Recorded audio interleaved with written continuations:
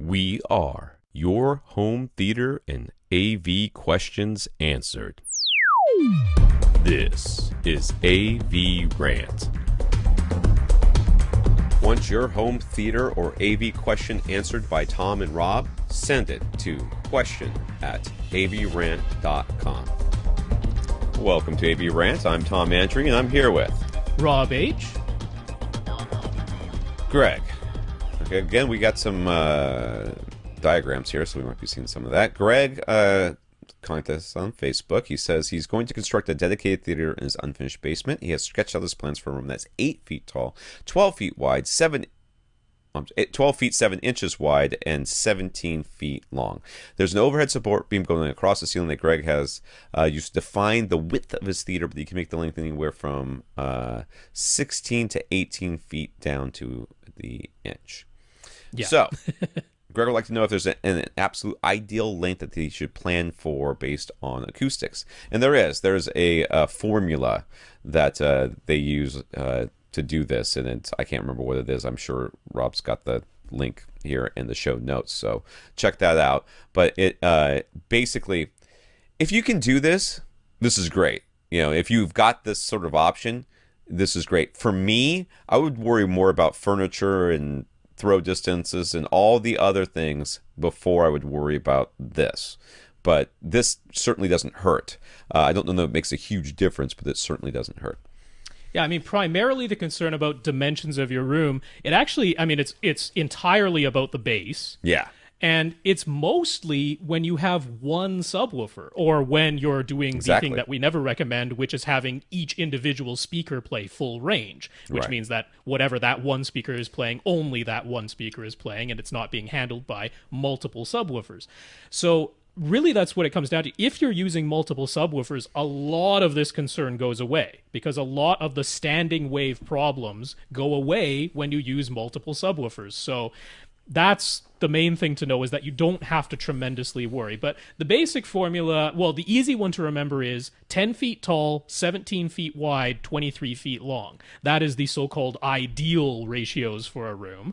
And it's all sort of close to like the golden ratio, or a 2.35 to 1 type of ratio. It's all very close to that. Yeah. So there, like Tom was saying, we'll have some links in the show notes. They've actually worked out like all the ideal dimensions, the 1 to 1.512 to 1.8 point something, or whatever it is, right? Whatever they've got a whole table that you can go through if you really, really want to. But honestly, Greg, you're already really close. It does seem that way.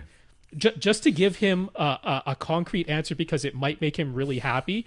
If you keep the same 8-foot height that you have, the same 12-foot 7-inch width that you already have, but you decrease the length, instead of being 17 feet long, to being 16.9 feet long, which is very, very close, right?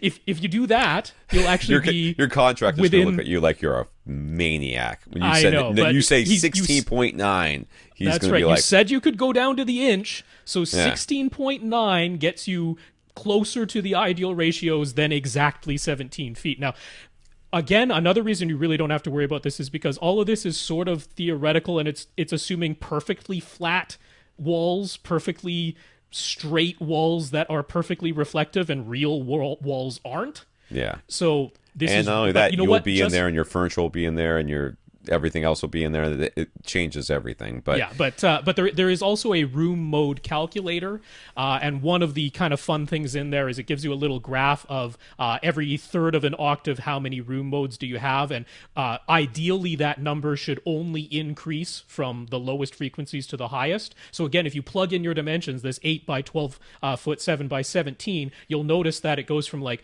1 strong room mode to I think 3 or 4, back down to 2, and then back up. Whereas if you decrease it to 16.9, it goes 1, 1, 2, 4, and up and up and up. So there you go. That if you want 16.9, that's the answer, man. Because I don't think that's decreasing it so much it'll really affect your room, and it'll just make you feel good, right? I think that's what Greg wants. So I'm giving him a concrete answer. That's a concrete answer. That's good. But in reality, and remember, the general idea here is that what we don't want is base reinforcing or canceling itself out. So if you have room dimensions that are equal, room dimensions that are multiples of themselves, what this does is it it's more likely that the bass waves are going to interact with each other in a way that's either going to boost them or cancel them out, and that's what we don't want. But you could just fix all that by putting in 2 subwoofers or 4 subwoofers, Yeah. which is a lot easier than trying to convince your contractor that 17 feet is not right and 16.9 is. Because believe me, that's going to be a conversation that's going to require a lot of explanation. So, yeah, have fun with that, man. Seriously, though, have fun with that.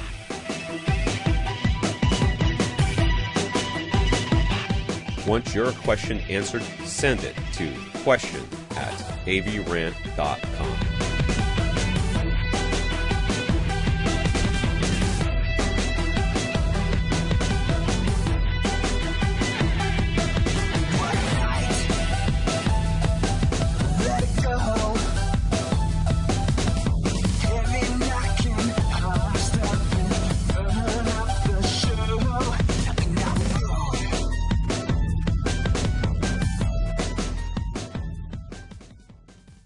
This is AVRant.